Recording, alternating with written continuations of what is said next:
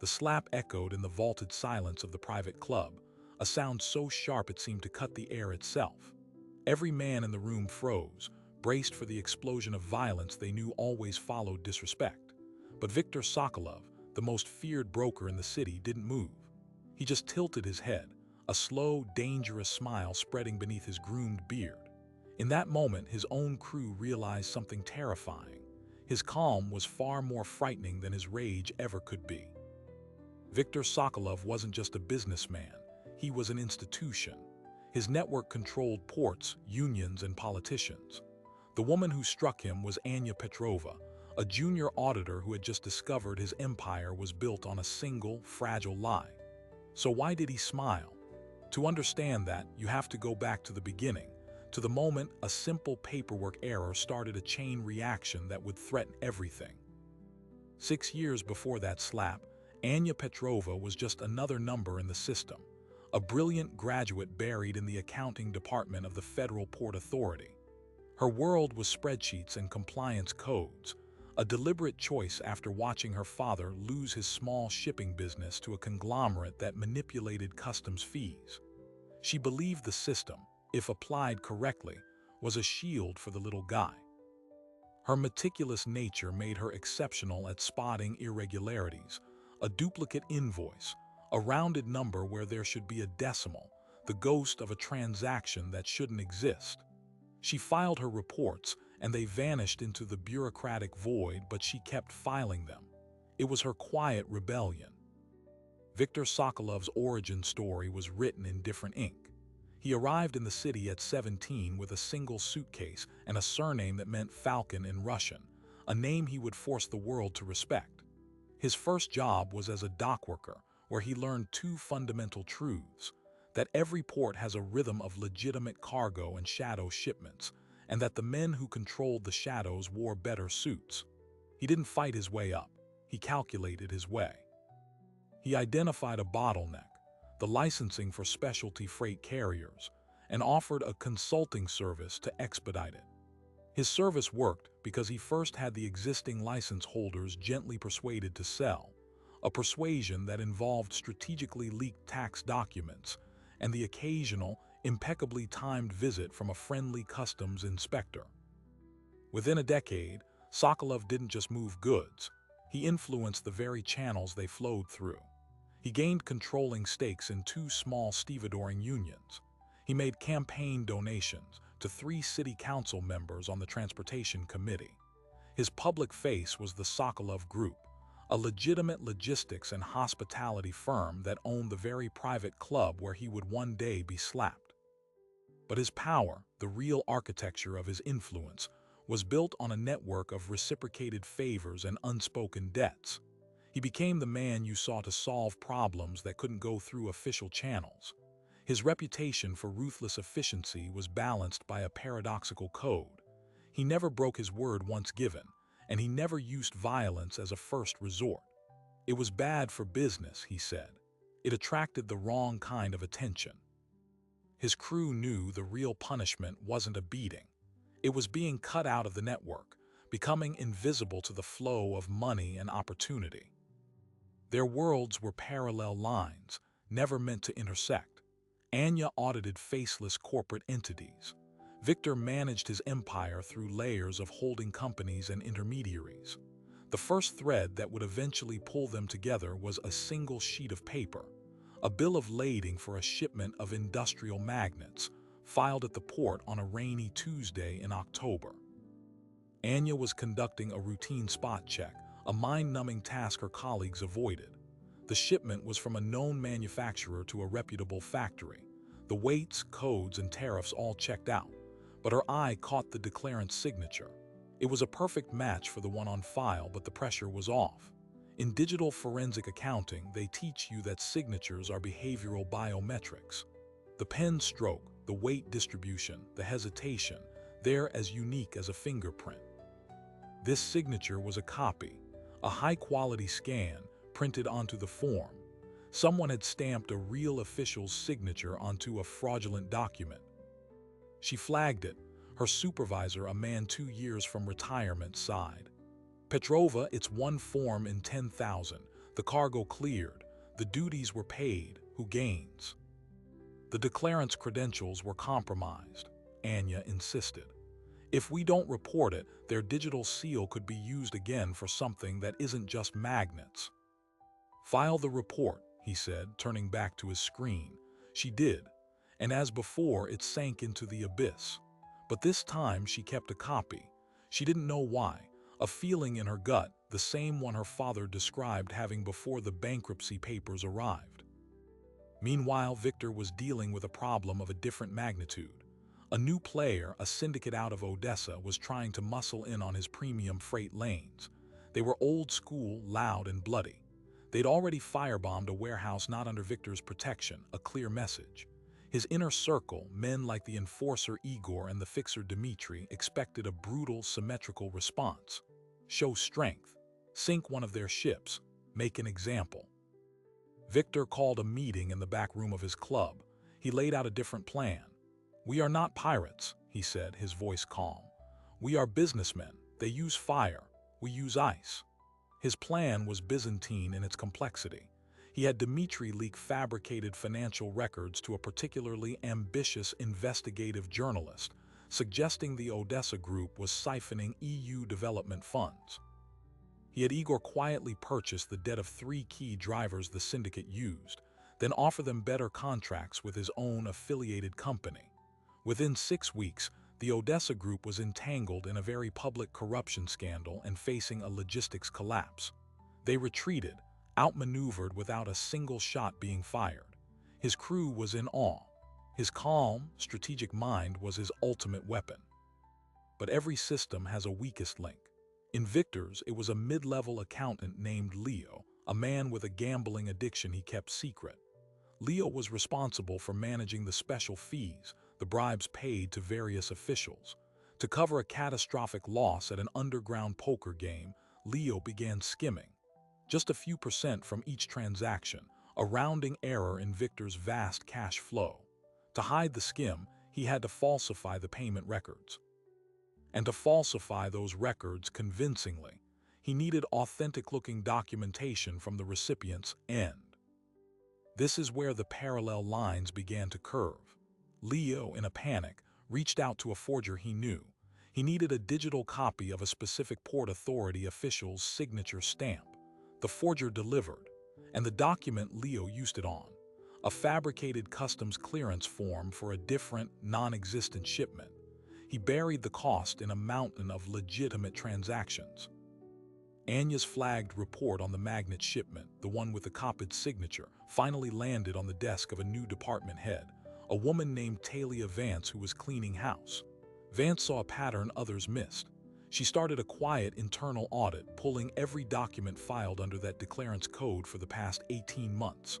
One of them was Leo's fabricated form. It was a masterpiece of forgery, perfect in every detail except one, the shipment number. Vance ran it. It belonged to a container of finished timber that had cleared port 6 months prior. A ghost shipment had been logged. She called Anya into her office. "You flagged the signature on the magnet shipment. Explain your process." Anya did in precise technical detail. Vance slid the fraudulent timber form across the desk. "Find me the anomaly here, not the signature, something else." Anya took the document home. For 2 nights, she cross-referenced port manifests, carrier schedules, and tariff logs. The timber shipment was real, the form was fake. But why create a perfect forgery for a shipment that already existed? Then she saw it. The form listed a special handling fee that was $40,000 above the standard rate. The fee was authorized, stamped, and logged as paid to a subcontractor called North Star Logistics. She dug deeper. North Star was a shell company. Its only director was a lawyer who represented over a dozen such companies. One of those other companies was a minor stakeholder in a stevedoring union, and that union's largest contract was with the Sokolov Group. The chain was there, but it was made of smoke. She presented her findings to Vance. "It's a money funnel. The overpayment on the fake form gets kicked back somewhere. It's clever. They're not stealing from the port. They're using our paperwork to launder and redirect their own money. The forged signature isn't to trick us. It's to create a legitimate-looking audit trail for their internal books. Vance was silent for a long moment. "The Sokolov Group," she finally said. "You understand what you're suggesting." "I'm suggesting a financial anomaly that warrants investigation," Anya replied, her heart pounding. "No," Vance said, her voice grim. "You've just followed a breadcrumb to the door of the most dangerous man in this city, and he does not like visitors." Vance decided to pursue it, but through strictly legal financial channels. She assigned Anya to lead the forensic audit, giving her a small, secure team. Their mandate was narrow: follow the money from that single fake form. Don't look at Sokolov, look at the money. What Anya didn't know, what she couldn't possibly know, was that Leo the accountant had gotten nervous. Seeing internal audit flags popping up on the port system, he went to his immediate superior, Dmitri the fixer, and confessed everything: the gambling, the skim, the forgery. Dmitri, a man whose loyalty to Victor was absolute, made a calculation. He couldn't bring this to Victor. Leo's failure was a vulnerability, and Dmitri's job was to eliminate vulnerabilities. He assured Leo he would fix it, then handed him over to Igor. Leo vanished on a supposed extended vacation. But Dmitri now knew the Port Authority audit was zeroing in on Leo's fake document. He had to contain it. He started monitoring the audit team. When he learned a young, persistent auditor named Anya Petrova was leading it, he dug into her life. He found her father's failed business. He found her clean record. He saw a principled woman, not a corruptible one. The standard approaches, bribes, threats, wouldn't work. He needed a more elegant solution. He prepared a dossier for Victor, outlining the problem with the port audit and his proposed solution. Discredit the lead auditor. Fabricate evidence of her own misconduct. Bury the investigation in scandal. Victor received the dossier in his office. He read it slowly, his expression unreadable. He saw Anya's photo, saw the determination in her file. He listened as Dmitri laid out the plan to ruin her. And for reasons Dmitri could not fathom, Victor said no. "Do not touch her," he said, his voice quiet but final. "Handle it another way. Misdirect the audit. Bury the data trail, but the auditor stays clean." Dmitri was shocked. It was inefficient, it was risky. "Sir, she's the vector. Remove the vector, the threat dissolves." Victor looked at the photo again. "There's a difference between strength and brutality, Dmitri. She's doing her job. We will do ours better. Now fix it." It was an order. Dmitri obeyed, but he was deeply unsettled. Victor had never shown such restraint. To Dmitri, it felt like weakness. The misdirection worked. For a while, Anya's team found their digital path constantly rerouted, documents disappearing from servers, witnesses suddenly changing their stories. The pressure from above to drop the fruitless investigation grew. But Anya had the original forged form, and she had a new, terrifying theory. The overpayment wasn't just laundering money. It was a payment for something else, something not on any ledger. She began looking at what else moved through the port on the days surrounding these anomalous transactions. Not just goods, people. The night she made the connection, she printed everything she had, a slim folder of financial abstractions that told a story of monumental corruption. She knew taking it to her superiors was useless. The system was compromised. She thought of her father. She thought of the little guys getting crushed. And she made a decision that broke every rule she lived by. She wouldn't file a report. She would deliver a message. She knew Victor Sokolov held court every Thursday night at his private club. She walked in, past the startled staff, her folder in hand, her heart a drum against her ribs. She found him surrounded by his men, including a confused Dmitri and a scowling Igor. The room fell silent. She didn't shout. She didn't accuse. She simply stated the amount of the fraudulent overpayment, the name of the shell company, and the shipment number of the real timber cargo. Then she said, the signature was forged to hide a payment for a human cargo shipment that same week. "You're not just moving contraband, Mr. Sokolov. You're moving people, and I can prove it." The slap that echoed through the club wasn't just about the accusation. It was about her father's stolen legacy, every ignored report, the entire corrupt system embodied in this one man. It was an eruption of 6 years of silent, meticulous rage. And Viktor Sokolov smiled, because in that instant he saw not an enemy but a mirror. He saw the same relentless, calculating precision he used to build his empire, now turned against him. He saw that the greatest threat wasn't the Odessa syndicate or a corrupt official. It was a principled woman with a folder of facts who had just done the one thing no one in his world ever did: attacked the king directly, without fear. And in that realization, a dangerous, fascinating idea began to form. The silence that followed the slap was a physical thing, thick and cold. Igor's hand was already inside his jacket, frozen on the grip of his gun, waiting for the command that didn't come. Dmitri stood perfectly still, his mind racing to recalculate this new, unstable variable. Every man in the room held their breath, their world balanced on the knife's edge of Viktor's reaction. He finally moved, but not toward Anya. He raised a single finger, a subtle gesture that made Igor withdraw his empty hand. Viktor's smile didn't fade. It deepened, transforming from dangerous to curiously amused. He touched his cheek where her hand had struck, as if confirming the sensation was real. "Human cargo," he repeated, his voice a low murmur that somehow carried to every corner of the room. "That is a serious allegation, Miss Petrova, one that would require serious evidence." He wasn't denying it, he was questioning her proof. Anya's defiance wavered for a heartbeat, thrown by the calm. She prepared for rage, for threats, for immediate retaliation. This clinical curiosity was worse. She clutched the folder tighter. "It's all here. The financial anomaly is the payment. The timestamp on the forged form corresponds with a passenger manifest for a private charter that left that same evening.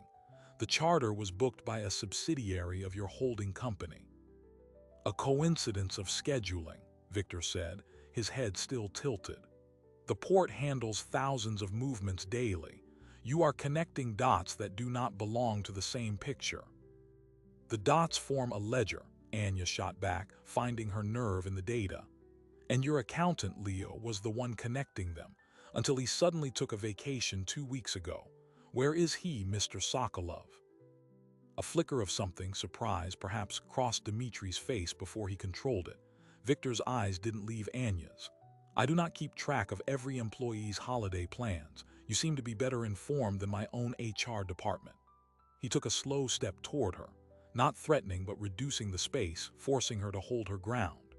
"You walk into my place of business, assault me, and make wild accusations based on theoretical ledger entries.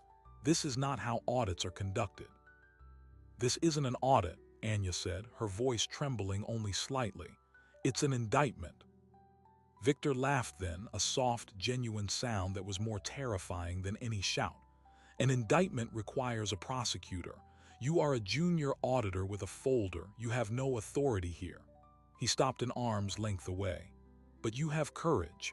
I will grant you that. Misplaced but considerable." He turned his back on her, an act of such profound dismissal it felt like a second slap. He walked to the bar, poured 2 fingers of amber liquor into a crystal glass and turned back, leaning against the polished wood. "You may leave, Miss Petrova. Take your theories with you. My men will see you out." Igor moved immediately, a mountain of muscle blocking the door. Anya looked from him to Viktor, who simply sipped his drink, watching her over the rim of the glass. The message was clear. She was dismissed, an irritant, not a threat. Her grand confrontation had been absorbed and neutralized in under 3 minutes. The humiliation burned hotter than any fear. She turned and walked out, Igor shadowing her through the hushed club to the street. The folder, her entire case, felt suddenly childish in her hands. Back in the room, the silence persisted until the outer door clicked shut. Dmitri finally spoke. "That was a mistake, letting her walk. She knows about Leo." "She suspects about Leo," Viktor corrected, setting his glass down with a precise click. "There is a difference, and now she knows we are watching her. Fear will make her cautious or it will make her reckless. Either way, she will reveal her next move." "She has evidence, Viktor," Dmitri pressed, "a rare breach of protocol. A folder full of it." She has a hypothesis with some supporting documents, Victor said, his tone turning cool. The weakest part of her hypothesis is me. I do not deal in people, Dmitri. You know this. It is messy. It attracts the wrong kind of attention from authorities we cannot buy. It is bad business. He paused, his eyes distant. But someone is using my channels, my paperwork, to do exactly that. And they framed Leo to take the fall if it was discovered. This is not an attack from the Port Authority. This is an attack from a competitor. Miss Petrova is just their unwitting weapon. The reframe was stunning. Dmitri and Igor exchanged a look. The entire narrative shifted. The enemy wasn't the brave auditor.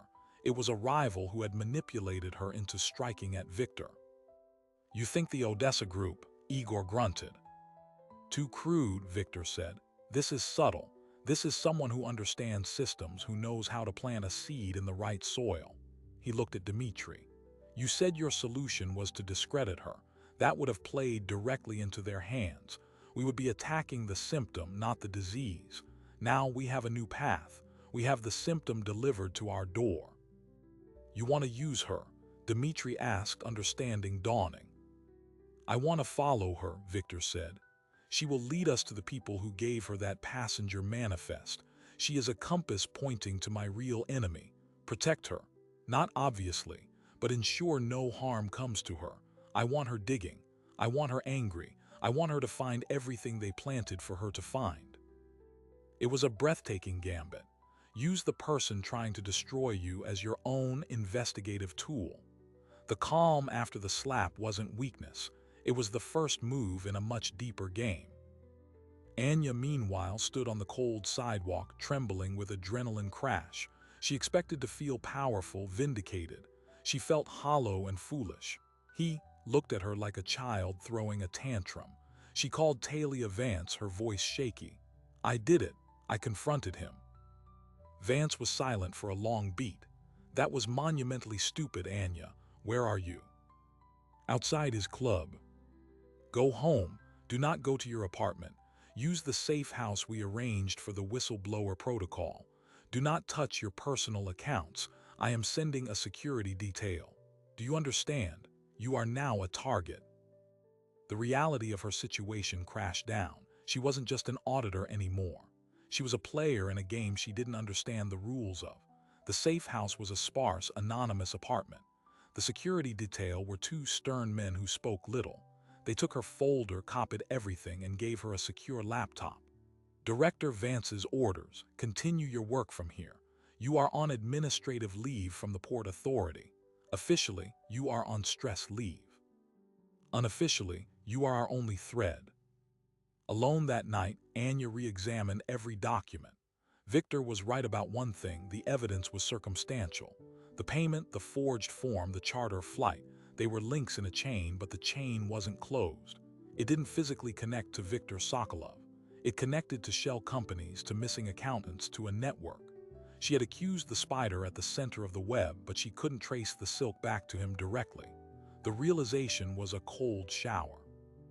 Her certainty began to crack. Then on the secure laptop, she received an anonymous message.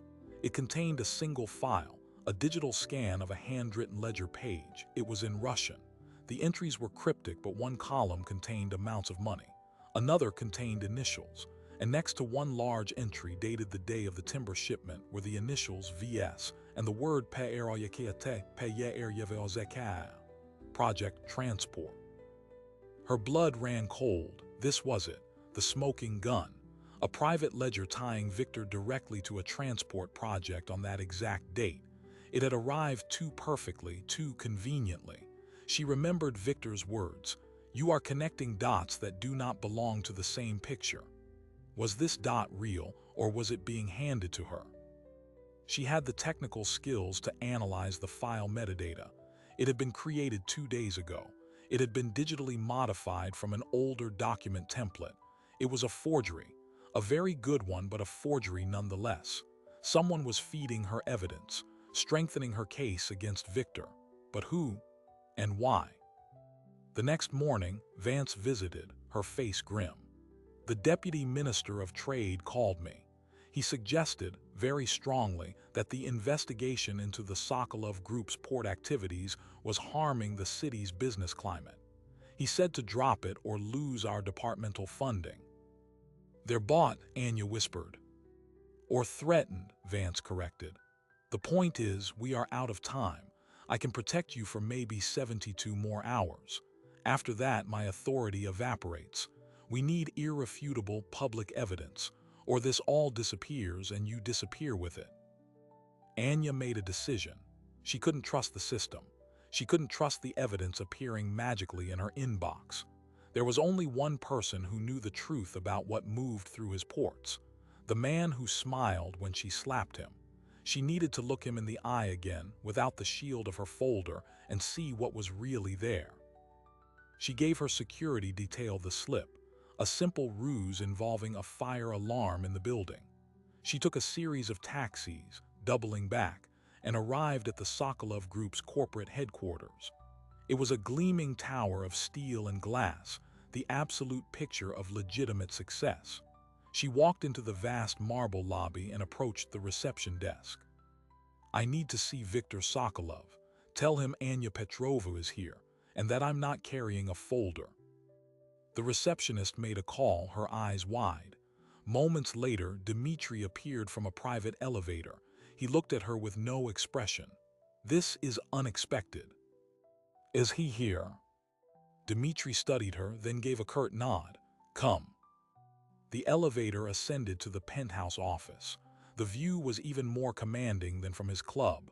Viktor stood by the window, not turning as she entered. "Miss Petrova, I did not expect a return visit so soon. Have you come to complete the symmetry? The right cheek feels neglected." "The ledger page was a forgery," she said bluntly, dispensing with preamble. "Someone sent it to me. They're trying to help me build a case against you. A case you say is false." Now he turned. His expression was unreadable. "And you are telling me this why?" "Because if you're not moving people, then someone else is. And they're setting you up to take the fall. They used my audit as the trigger. They're using me. I need to know who." Viktor gestured to a chair. "Sit." He paused, choosing his words. "You are correct. I do not deal in human cargo. It is a rule. Rules are the architecture of survival in my business. Someone is breaking that rule and painting my name on it. You asked about Leo, my accountant. He is not on vacation. He is dead. His body was found in the river last week. The official report is accidental drowning. It was not." The revelation hit her like a punch. A real person was dead. Because of the forged form. "Because he was the point of failure they created," Viktor said. "He was weak and they exploited him. They fed him the fake data to process. They knew his gambling would force him to cover his tracks. They knew it would eventually lead to him and through him to me. You were not their primary weapon, Miss Petrova. Leo was. You were merely the delivery system." The complexity of the trap was dizzying. "Who are they?" "That is the question," Viktor said. "I have my suspicions. A consortium of foreign investors who have been trying to buy my freight routes for a year. I refused. They are not used to refusal. This is how they respond. Not with guns, but with bureaucracy and false evidence. They create a scandal so large that my assets are frozen, my reputation destroyed, and they can pick apart my empire for pennies while I fight criminal charges." He walked to his desk and picked up a tablet, handing it to her. On it was a surveillance photo of a man in an expensive overcoat leaving a government building. "This is Armin Gasparian. He represents the consortium. He had lunch with your deputy minister of trade 3 days before your audit was shut down." Anya stared at the photo. The world she believed in, a world of rules, laws, and orderly processes, was dissolving into a shadow war of influence and deception. She was a pawn who had just stumbled onto the chessboard. "Why are you showing me this?" she asked. "Because you have a choice," Viktor said, his gaze intense. "You can continue to be their weapon, in which case you will likely end up like Leo, or you can become something else." "What?" "My ally," he said, the word hanging in the sunlit air. "The one thing my enemies do not have is an agent with legitimate access, forensic skill, and a moral compass. They are corrupt. I am pragmatic. But we both want the same thing right now, to expose the people actually trafficking human beings through my port. You have the skills to trace the real money. I have the resources to protect you while you do it. Together, we find the truth. You get your justice. I get my name cleared. It was an unthinkable proposition, partnering with the man she'd accused of being a monster, but the evidence of a deeper, more sinister plot was stacking up. Leo was dead. Her own investigation was being strangled. The deputy minister was corrupted. "What about the slap?" she asked quietly. A faint smile returned to his lips. "Consider it a down payment on trust. You proved you are not afraid. Now I need to prove you can trust me not to seek revenge for it. A fair exchange." He extended his hand, not to shake but as a pledge. Anya looked at it, then at his face. The dangerous calm was still there, but she saw something new, a stark, brutal honesty. He needed her. And against every instinct, every rule she'd ever lived by, she realized she needed him too. The enemy of my enemy is not a friend, she thought, but he might be the only path through the maze. She took his hand. His grip was firm, warm, and utterly certain. "Where do we start?" she asked. "We start with the one thing they cannot fake," Victor said, releasing her hand. "The bodies. If people are being moved, they have to arrive somewhere. You and I are going to find where the cargo was delivered." Their alliance began in the most secure place Victor could think of, the private dining room of his club, the same room where she'd slapped him 48 hours earlier. The symbolism wasn't lost on either of them. Dmitri and Igor were present, their expressions a mixture of suspicion and grudging acceptance. Anya laid out her forensic map on the table, digital copies, not paper. She traced the fraudulent payment from the shell company to a series of offshore accounts, then to a corporate entity registered in Cyprus. "The money vanishes here," she said, pointing to the screen. But the charter flight didn't. It landed at a private airfield outside Riga, Latvia. From there, the trail goes cold. Victor studied the data. Riga is a hub, but for what? If they're moving people for labor, Western Europe is closer. If they're moving them for other purposes, the route doesn't make sense. He looked at Dmitri. "Who controls the ground logistics at that airfield?" "A company called Baltic Star Logistics," Dmitri replied. "They're clean on paper, but their night manager is a man named Edgars. He has a taste for expensive cars he cannot afford on his salary." "Visit his taste," Victor said calmly. "Have a conversation, find out what he saw that night." While Dmitri and Igor handled the physical investigation, Victor and Anya worked the digital one. It was a strange, intense collaboration. He was strategic, seeing patterns in the movement of power and influence. She was tactical, following the microscopic trail of data. They worked in silence for hours, the only sound the tapping of keys. He ordered food. She ignored it until he pushed a plate in front of her. "You think better when you're not hungry," he stated, a simple fact. She found herself watching him. The legend of Viktor Sokolov was one of intimidation and shadow. The man in the room was focused, precise, and unsettlingly patient. He didn't get angry when a lead went cold. He simply recalibrated. "Anger is a waste of energy," he said once, noticing her observation. "It is a signal that you have lost control of the situation. I prefer not to send that signal." 2 days later, Dmitri returned with a name. Edgars was cooperative after we discussed the terms of his auto loan. The charter was met by 2 vans, no markings. He remembered because the passengers didn't disembark. The vans backed up to the plane, the transfer happened inside, and they left. He thought it was dignitaries or something, but one of the van drivers handed him an envelope, cash, for his discretion. The driver had an accent, not Russian, not Latvian, Armenian. Armin Gasparian was Armenian. The connection tightened. Then Anya found it. While cross-referencing flight manifests with customs databases from neighboring countries, she found a discrepancy. A truck carrying reconditioned medical equipment had crossed from Latvia into Lithuania the morning after the charter landed. The truck's license plate was flagged in an Interpol database for a routine check 6 months prior. It was registered to a company that had been dissolved. A ghost truck. They transferred the people from the planes to the vans to a long-haul truck, she said, her voice rising with excitement. The truck crossed into Lithuania, then into Poland. Here. She pulled up a Polish border camera image. The photo was grainy, but the license plate was clear. Where did it go in Poland?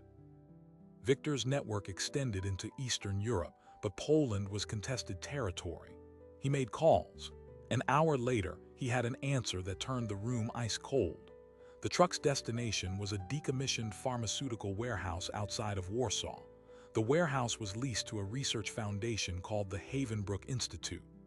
The institute's board included two names: a Swiss philanthropist with no public profile and Armin Gasparian. A research institute, Anya frowned. What kind of research requires human subjects delivered in the middle of the night from a chartered flight? Victor's face had gone pale beneath his tan. He stood up and walked to the window. It's not research, he said, his voice low. It's a filter. A filter for what? He turned to look at her, and for the first time she saw genuine dread in his eyes. For matching. They're not trafficking people for labor or prostitution. That's small scale. This is industrial. He took a deep breath. The consortium Gasparian represents, their primary investor is a Saudi prince with end-stage renal failure. Their second largest investor is a tech billionaire in California awaiting a heart-lung transplant. The Havenbrook Institute isn't doing research. It's a front for an organ harvesting and transplantation network. The revelation was so monstrous it sucked the air from the room. Anya felt physically ill. This wasn't corruption. This was butchery on a commercial scale. They use my ports because I have the most efficient, least inspected channels for sensitive cargo, Victor continued, piecing it together. They need to move donors quickly, from source to operating theater, with minimal paper trail. They framed me because if their operation is exposed, they need a plausible scapegoat, the ruthless Russian mobster trafficking in human misery. No one would look for wealthy Western patients and their facilitators. The scale of the conspiracy redefined everything. Anya wasn't just up against a corrupt businessman or a rival syndicate. She was looking at a multi-billion-dollar, transnational enterprise protected by money, privilege, and the desperation of the dying elite. This was why the deputy minister folded. This was why Leo had to die. We have to go public, Anya said, her voice shaking. Now, we have the flight, the truck, the warehouse. With what? Victor asked, his calm returning, now edged with steel. A grainy photo and a theory. They own judges, journalists, and politicians. We go public with this, we disappear. They will burn every piece of evidence and plant 10 more linking it to me. We need something they cannot explain away. We need a witness, or we need the donors themselves. It was Dmitri who spoke next, his voice grim. The warehouse is a waypoint. They wouldn't keep people there long. They'll move them to a surgical facility. We need to find that facility. Then we have no time, Victor said. He made a decision. We go to Warsaw. We see the warehouse ourselves. Anya stared at him. You can't just go to Poland. You. I have interests in Poland, he said simply. And you are my new financial consultant auditing those interests. We travel legitimately. Dmitri and Igor will travel separately with a heavier luggage. He meant weapons. We leave tonight. The sudden plunge into operational planning was dizzying. Anya was given a new identity, Anna Petrenko, a Ukrainian-Canadian consultant. Victor was Vasily Sokolov, a legitimate businessman. Their cover was thin but would hold up to cursory inspection. As she packed a single bag at the safe house, Talia Vance called on the secure line.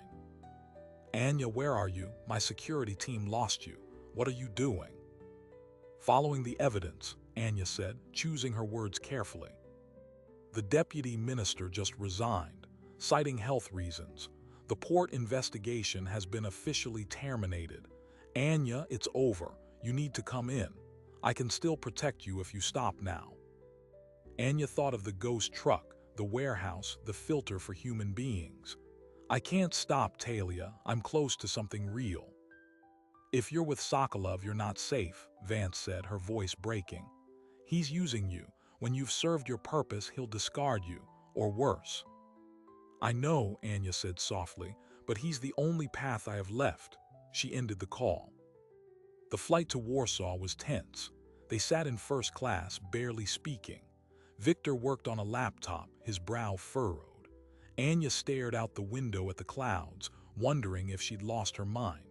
She was flying to a foreign country with a criminal to investigate a secret organ harvesting ring.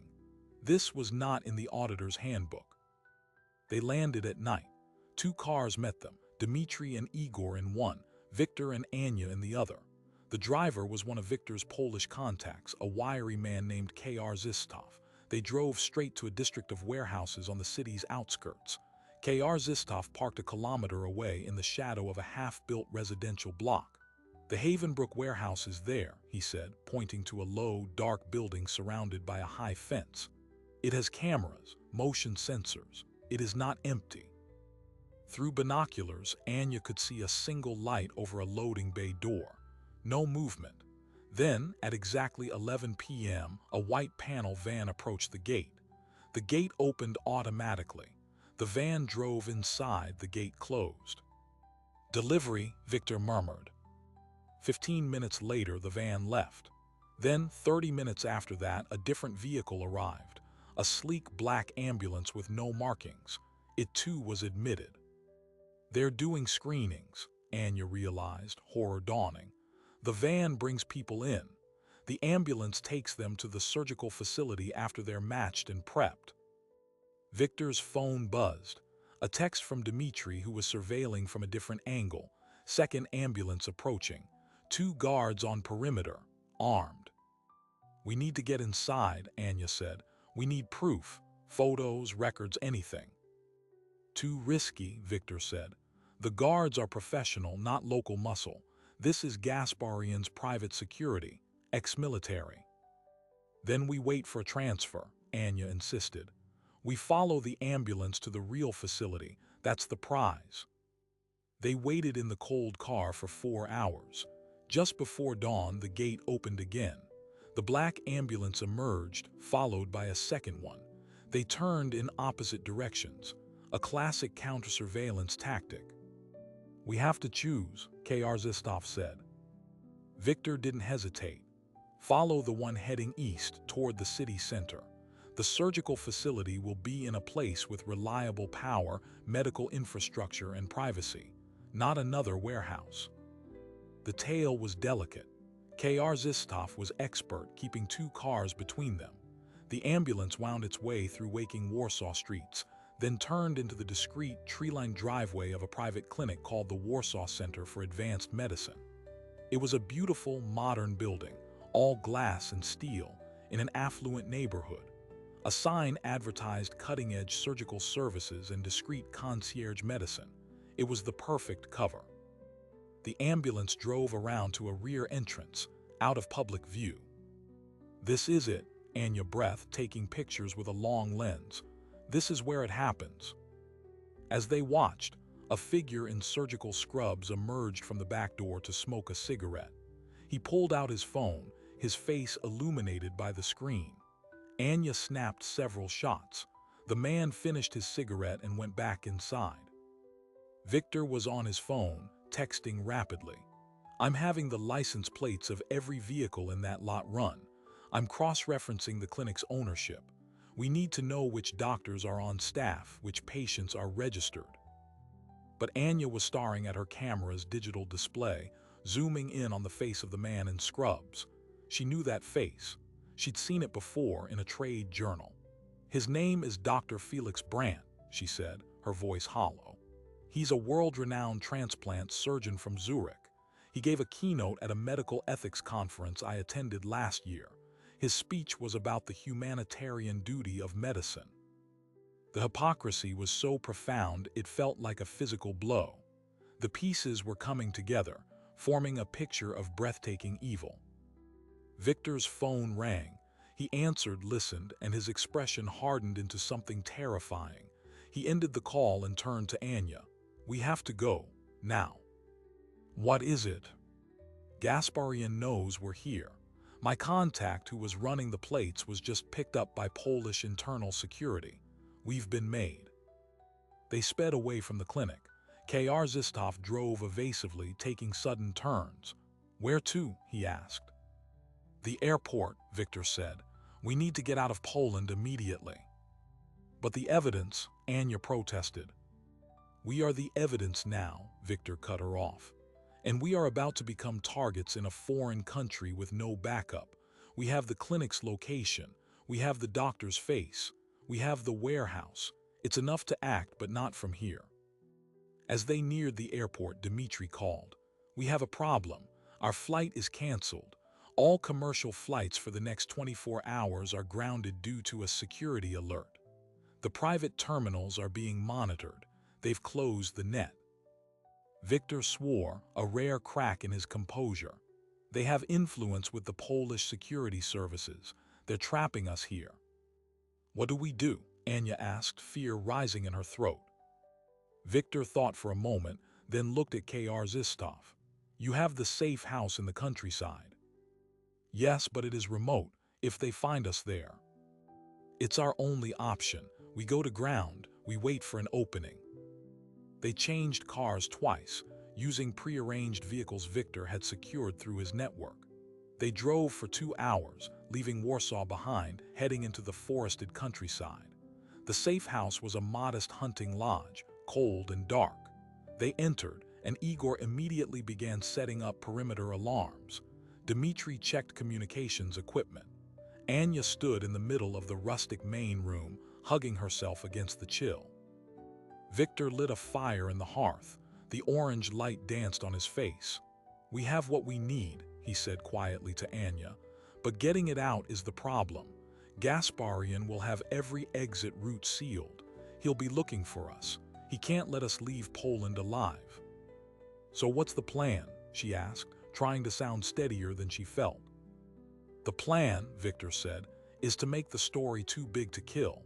We transmit everything we have, the photos, the data, the location of the clinic, to every major news outlet in Europe and America simultaneously. We create a digital storm, but we need a secure uplink, and we need to do it from a place they won't expect. Where? The one place they think I'm too smart to go, he said, a dangerous glint returning to his eyes. Back to the port. My port. We use my own secure server network to blast the data to the world. It's the last thing they'll anticipate because it's a trap. They'll expect me to run and hide. I'm going to walk right into my own house and use my own system to burn theirs down. It's suicide, Dmitri said from the doorway. They'll be waiting. Yes, Victor agreed, but they'll be waiting for a smuggler on the run. They won't be ready for a man who has decided he has nothing left to lose except the truth. He looked at Anya. This was never just about clearing my name. It stopped being about that the moment I learned what they were doing. You showed me that. Now I need to know, are you with me for the last step? It's the most dangerous one. Anya thought of the people in the vans, filtered like parts. She thought of Dr. Brandt's face. She thought of her father's belief that the system, if used correctly, could protect people. This was the ultimate use of the system, exposing the monsters who thought they were above it. I'm with you, she said. Victor nodded. Then we go home and we finish this. Getting back into the city was a lesson in Victor's reach. They didn't take a plane or a train. They went by sea, on a weathered Baltic freighter carrying machine parts, its captain owing Victor a debt that predated the fall of the Soviet Union. For 36 hours, they were cargo themselves, hidden in a locked storage locker that smelled of oil and rust. Anya spent the time compiling every piece of evidence into a single, encrypted digital packet. Photos of the warehouse and clinic, flight manifests, the forged ledger, financial trails, her own annotated analysis. It was the story ready to be told. Victor spent the time planning. The server farm is in the sub-basement of my corporate tower, he told her as the ship swayed in the night sea. It has a dedicated, hardened uplink to a satellite network I use for secure communications. It's how I move sensitive data. We get in, upload the packet to a dozen preset media contacts, and trigger a simultaneous release. Once it's in the wild, killing us becomes a secondary concern to containing the story. And your men, Dmitri and Igor. They will create a diversion at the port's main administrative building. Gasparian's people will be watching my assets there. While they look at the left hand, we will act with the right. They docked at a private slip in the industrial harbor just before dawn. The air was cold and tasted of salt and diesel. 2 cars were waiting. In the first, Dmitri and Igor, their faces set in grim determination. In the second, a driver Anya didn't recognize. Victor handed her a black comms earpiece. Stay connected. Do exactly as I say. No heroics. The drive to the Sokolov Group tower was tense. The city was just waking up. They entered the underground parking garage through a service entrance, bypassing the main gate. The elevator required a keycard and a biometric scan. Victor placed his palm on the reader. The doors opened to a luxurious private elevator that went directly to the penthouse, but he pressed a different, unmarked button. The elevator descended. It opened not into a basement, but into a stark, white, climate-controlled corridor. The server farm hummed behind a reinforced glass wall. A single technician was at a monitoring station. He looked up, startled. "Mr. Sokolov, I wasn't informed." "Leave, Anton," Victor said, his voice brooking no argument. "Take the rest of the day. Paid, go now." The technician didn't hesitate. He gathered his things and left through a different door. Victor went to the main terminal, typing in a long series of passwords. Anya plugged in the hard drive containing the data packet. The upload screen flickered to life. Then the lights went out. For a second, there was only the dim glow of server LEDs and the frantic hum of backup batteries kicking in. Red emergency strips illuminated the floor. "They're here," Victor said, his voice calm. "They cut the primary power. We have maybe 10 minutes on backup for the servers. The uplink is on a separate circuit. It's still live."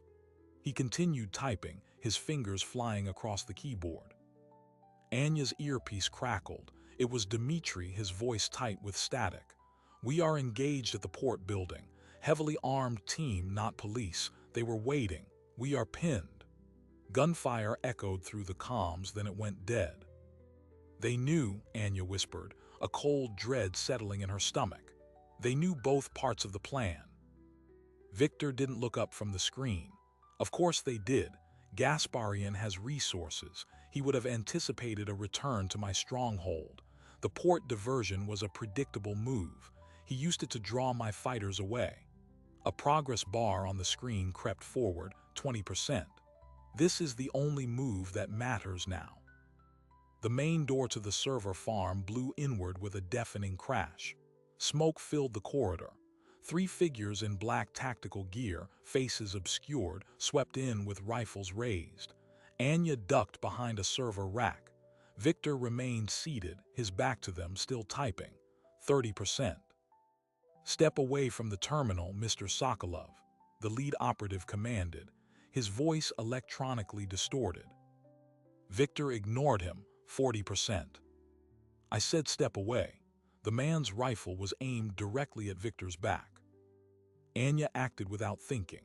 She grabbed a heavy, redundant power supply unit from a shelf and threw it with all her strength. It didn't hit anyone, but it clattered across the floor, drawing the operative's attention for a split second. Victor used that second. He spun in his chair, a compact pistol appearing in his hand as if by magic. He fired twice. The lead operative dropped.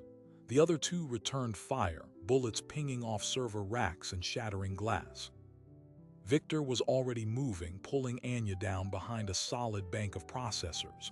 55%. The gunfire was deafening in the enclosed space. Victor peered around the corner, fired again. One of the operatives cried out. The other unleashed a suppressing burst, then began advancing, using the racks for cover. "The upload," Anya yelled over the noise. "It needs 70 to auto-send," Victor shouted back. He popped up, fired, and was met with a hail of bullets that tore into the server beside him, spraying sparks. The hum of the room began to falter. A server bank went dark, 60%. The remaining operative was close now. Victor looked at Anya, then at the terminal just visible around the corner. The progress bar, 65%. He made a decision. He handed her his pistol.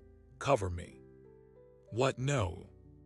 But he was already moving, not toward the operative, but in a low crouch toward the terminal. The operative saw him and swung his rifle. Anya stood up, the gun unfamiliar and heavy in her hands. She didn't aim. She just pointed in the general direction and pulled the trigger. The recoil nearly dislocated her shoulder. The bullet went wide but made the operative flinch. Victor reached the terminal, 70%. A green light flashed on the console. Packet released. At that moment, the operative fired. Victor was thrown back from the terminal, hitting the ground hard. Anya screamed. The operative turned his rifle toward her. Then from the blasted doorway, a new figure appeared. It was Igor, his shirt torn and bloody, holding a shotgun. He didn't say a word. He fired. The operative was lifted off his feet and slammed into a wall. Silence broken only by the sputtering of dying electronics and the ringing in Anya's ears. She scrambled to Victor. He was lying on his side, a dark stain spreading across his shoulder and chest. His eyes were open, alert with pain. "Igor," he managed. "Here, boss," Igor grunted, limping over. "Dmitri is hit worse. Ambulance is coming. The police are all over the port. The story, it's out. It's everywhere." Victor nodded, then looked at Anya. "You shot at him." "I missed," she said, tears streaming down her face. "You made him flinch. That was enough." He tried to smile, but it turned into a wince. The smile in the club. "You wanted to know why I smiled." "Yes." "Because you were the first person in 10 years who wasn't afraid of me. You saw the monster and you attacked it anyway. Not for money, not for power, for a principle. I had forgotten what that looked like." He coughed, a wet sound. "It was beautiful." Sirens wailed in the distance, growing closer. The aftermath was a whirlwind. The data packet exploded across global media. The photos of Dr. Brandt at the clinic, the financial trails, the satellite imagery of the warehouse. It was too coordinated, too detailed to dismiss. Interpol raided the Warsaw clinic that same day, finding a state-of-the-art surgical suite and recovery rooms, but no patients. The donors had been moved. The warehouse was empty, but the evidence was damning. Armin Gasparian was arrested at his London hotel by Metropolitan Police acting on a Europol warrant. He immediately began negotiating, offering names of wealthy clients and complicit officials in exchange for immunity. The scandal toppled a deputy minister in Anya's country, 2 Polish health officials, and sparked investigations in 6 nations. The Havenbrook Institute was shuttered. Dr. Brandt disappeared. Victor survived. The bullet had punctured his lung but missed major arteries.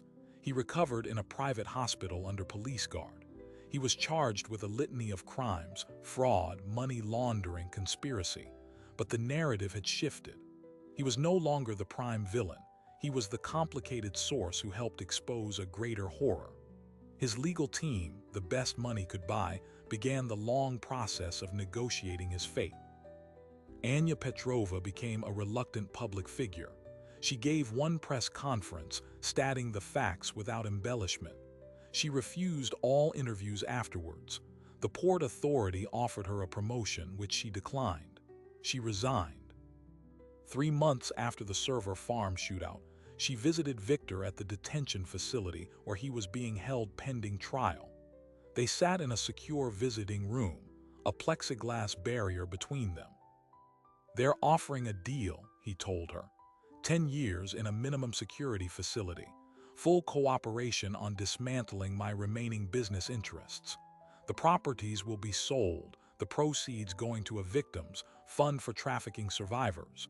It seems poetic. "Will you take it?" she asked. "I will. It is the best possible outcome, a fresh start of a sort." He studied her. "And you, what does the hero do next?" "I don't feel like a hero," she said. "I feel tired. I'm going to work with Talia Vance. She's starting a non-profit forensic accounting firm, tracking illicit finance for human rights groups. It turns out my skills are in demand." He nodded, a genuine smile touching his lips. "Good.